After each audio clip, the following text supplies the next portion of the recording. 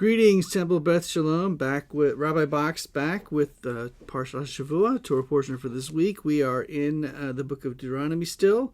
Parashat Va Et'chanan, Deuteronomy chapter 3, verse 23 through chapter 7 through 11. And here is the outline for the portion. Number 1 section, Moses' plea to enter the land. Moses is still hoping God will change God's mind. Section 2, exhortations to keep the God's commandments. Why follow the laws? To keep God's commandments as communicated, to remember the revelation at Sinai and regarding God's unique nature. Number 3, the interlude, cities of refuge. 4, review of Horeb, Sinai. What laws to follow? Introduction and setting the scene, the Decalogue, the Ten Commandments, the people's fearful response and call for Moses' intercession, and God's response to the people's request.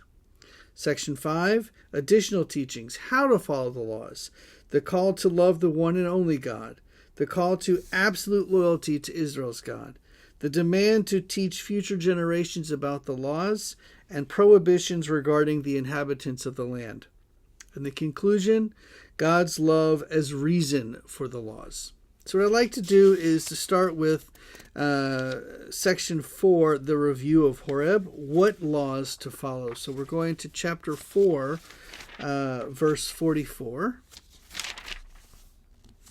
This is the teaching that Moses set before the Israelites. These are the decrees, the laws, the rules that Moses addressed to the people of Israel after they had left Egypt. Beyond the Jordan, in the valley at Beth Peor, in the land of King Sihon of the Amorites, who dwelt in Heshbon, whom Moses and the Israelites defeated after they had left Egypt. And so we go down a little bit further, chapter 5. Vayikra Moshe el kol Yisrael, vayomer alehem Shema Yisrael et hachukim ואת המשפטים אשר אנוכי דובר באוזניכם היום ולמדתם אותם ושמרתם לעשותם. Moses summoned all the Israelites and said to them, Hear, O Israel, the laws and rules that I proclaim to you this day, study them and observe them faithfully. Our God, Adonai, made a covenant with us at Horeb. It was not with our ancestors that Adonai made this covenant, but with us, the living, every one of us who is here today. Face to face, Adonai spoke to you on the mountain out of the fire. I, Moses, stood between Adonai and you at that time to convey God's words to you. For you were afraid of the fire and did not go up the mountain, saying, I am Adonai, your God, who brought you out of the land of Egypt, the house of bondage. You shall have no other gods before me. And so what we have is the Ten Commandments, a recitation again of the Ten Commandments. But it begins with God's constant reminder. I brought you out of the land of Egypt, out of the land of bondage, and this is why you should follow these rules. If we scoot forward, we have the Ten Commandments, obviously, but I want to scoot to the call to love the one and only God. Deuteronomy chapter 6, verse 4. You should all recognize these words. Shema Yisrael, Adonai Eloheinu, Adonai Echad. Ve'ahavta et Adonai Elohecha, b'chol levavcha, u'b'chol nafshecha, u'b'chol meodecha. Ve'hayu hadvarim ha'ele, asher anuchi mitzavecha hayom al levavecha. This begins the Shema, the Ve'ahavta. Hear, O Israel, Adonai is our God, Adonai alone.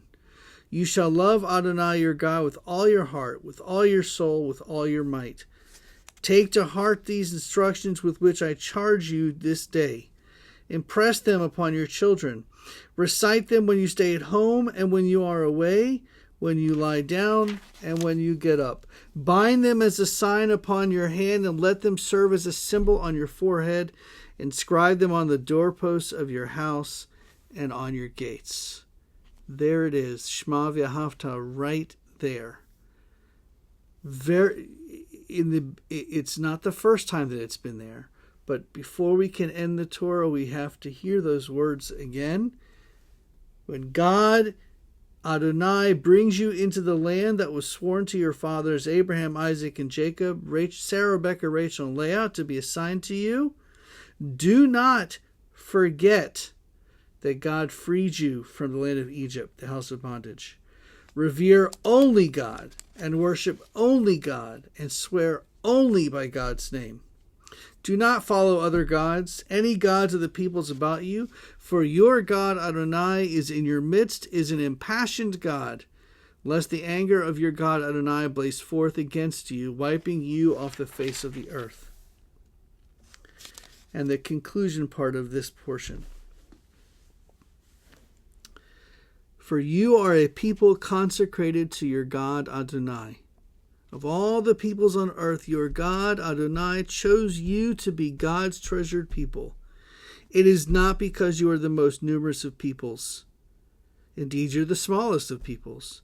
But it was because God favored you and kept the oath made to your fathers that Adonai freed you with a mighty hand and rescued you from the house of bondage, from the power of Pharaoh, king of Egypt.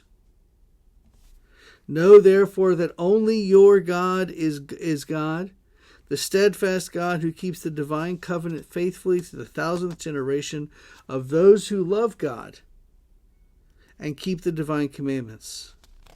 So there we go. God rescued us, God loves us, God chose us, God favored us, and in return we favor God by following the commandments with love. Shabbat Shalom.